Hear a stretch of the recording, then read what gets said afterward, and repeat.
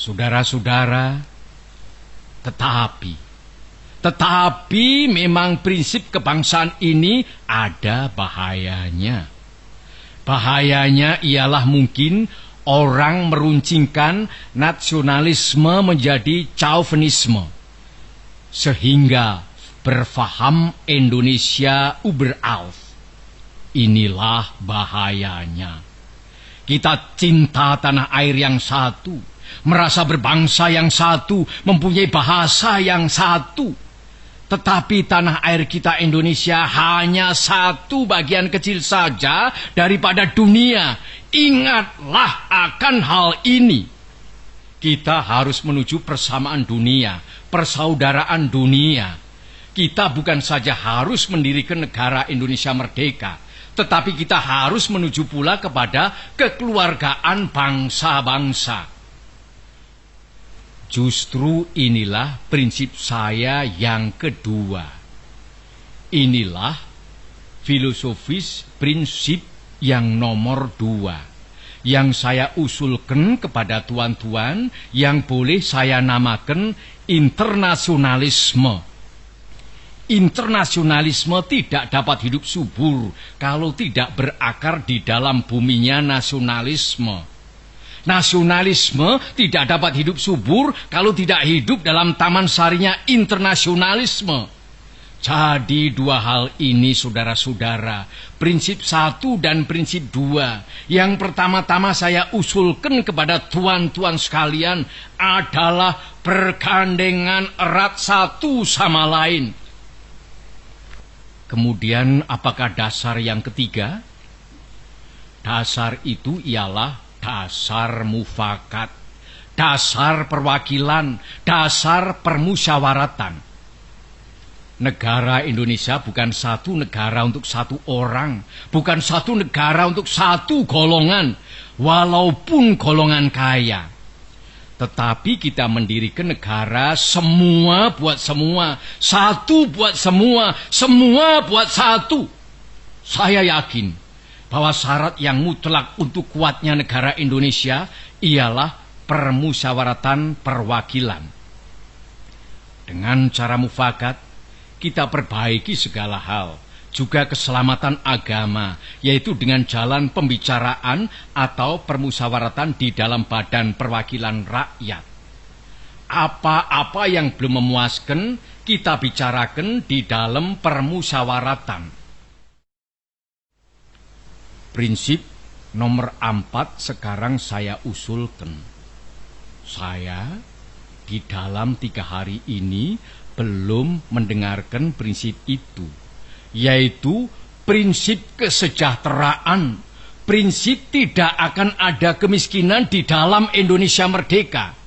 Maka prinsip kita harus, apakah kita mau Indonesia merdeka yang kaum kapitalnya merajalela, ataukah yang semua rakyatnya sejahtera, yang semua orang cukup makan, cukup pakaian, hidup dalam kesejahteraan, merasa dipangku oleh Ibu Pertiwi yang cukup memberi sandang pangan kepadanya? Mana yang kita pilih, saudara-saudara? Kita sudah lihat di negara-negara Eropa adalah badan perwakilan, adalah parlementer demokrasi. Tetapi tidakkah di Eropa justru kaum kapitalis merajalela? Di Amerika ada suatu badan perwakilan rakyat, dan tidakkah di Amerika kaum kapitalis merajalela? Tidakkah di seluruh benua barat kaum kapitalis merajalela? Padahal ada badan perwakilan rakyat. Tak lain tak bukan sebabnya ialah oleh karena badan-badan perwakilan rakyat yang diadakan di sana itu sekadar menurut resepnya Franse Revolusi. Adakah keadaan yang demikian ini kita kehendaki?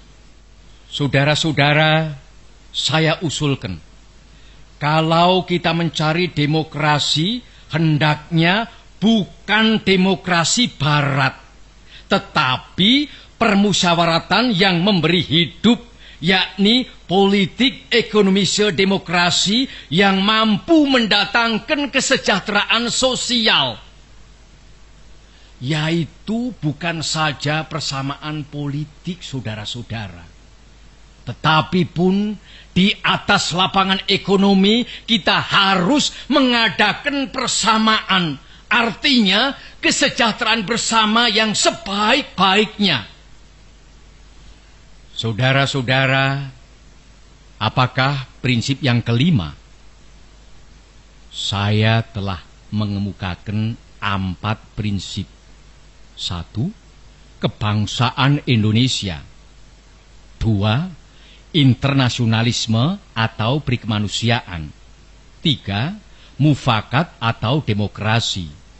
4. Kesejahteraan sosial.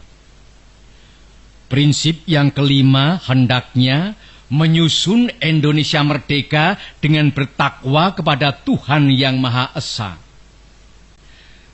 Prinsip ketuhanan bukan saja bangsa Indonesia bertuhan, tetapi masing-masing orang Indonesia hendaknya bertuhan. Tuhannya sendiri.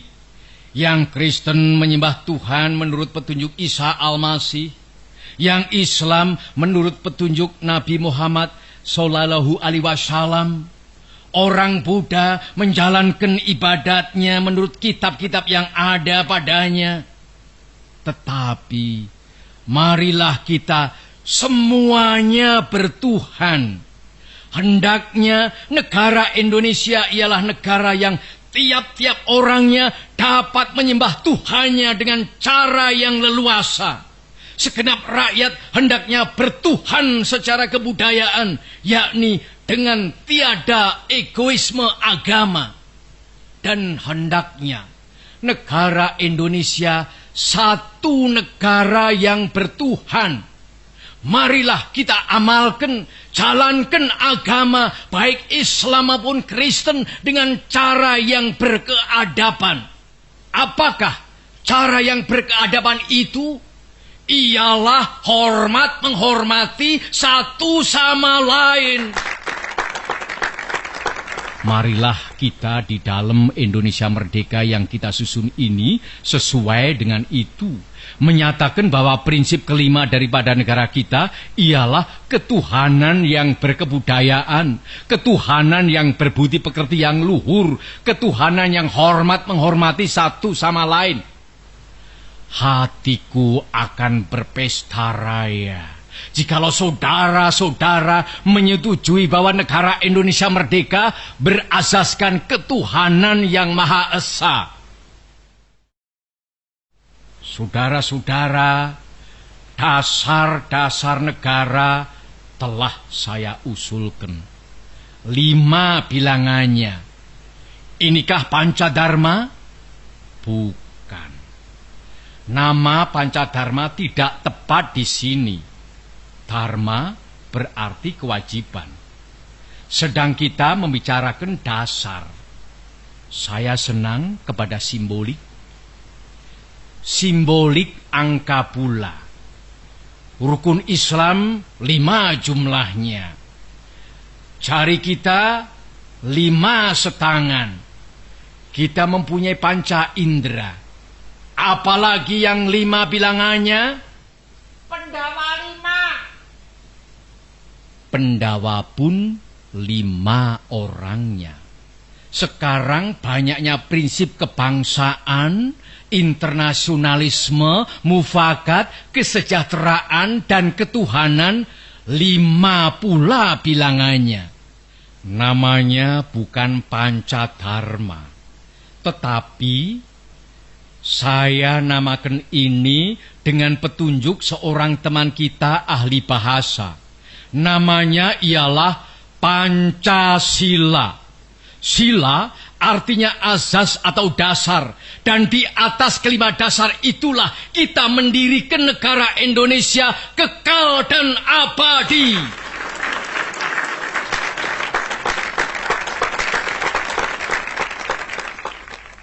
Atau barangkali ada saudara-saudara yang tidak suka akan bilangan 5 itu?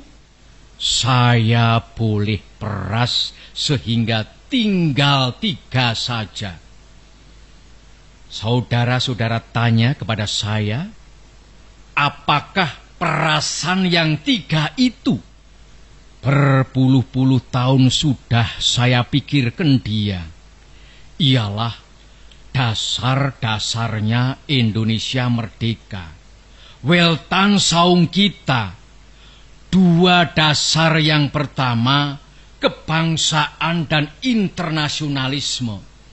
Kebangsaan dan peri kemanusiaan. Saya peras menjadi satu. Itulah yang dahulu saya namakan sosionasionalisme. Dan demokrasi yang bukan demokrasi barat, tetapi politik ekonomi demokrasi, yaitu politik demokrasi dengan sosial rechtvaardigheid, demokrasi dengan kesejahteraan. Saya peraskan pula menjadi satu. Inilah yang dulu saya namakan sosiodemokrasi.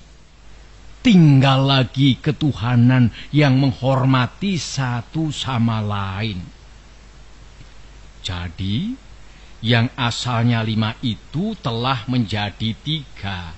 Sosionasionalisme, sosiodemokrasi, dan ketuhanan.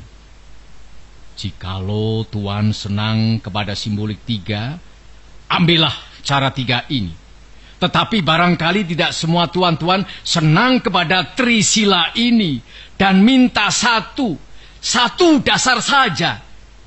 Baiklah, saya jadikan 1. Saya kumpulkan lagi menjadi 1. Apakah yang 1 itu? Sebagai tadi telah saya katakan, kita mendirikan negara Indonesia yang kita semua harus mendukungnya. Semua buat semua. Jikalau saya peras yang 5 menjadi 3 dan yang 3 menjadi 1, maka dapatlah saya 1 perkataan Indonesia yang tulen, yaitu perkataan gotong royong. Negara Indonesia yang kita dirikan haruslah negara gotong royong. Alangkah hebatnya negara gotong royong.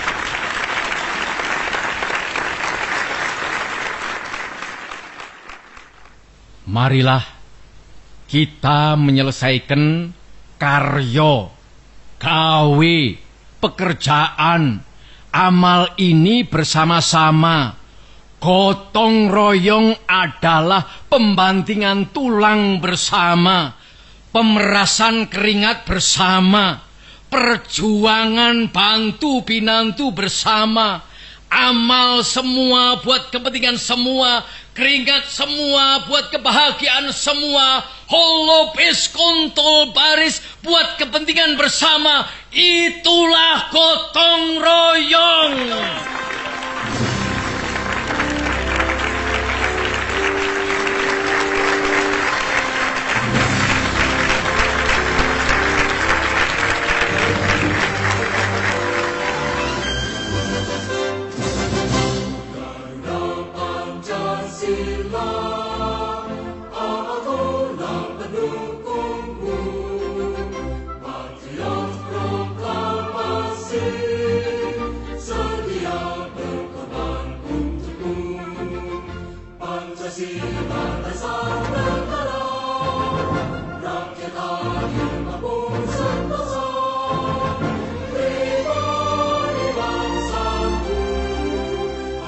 Maju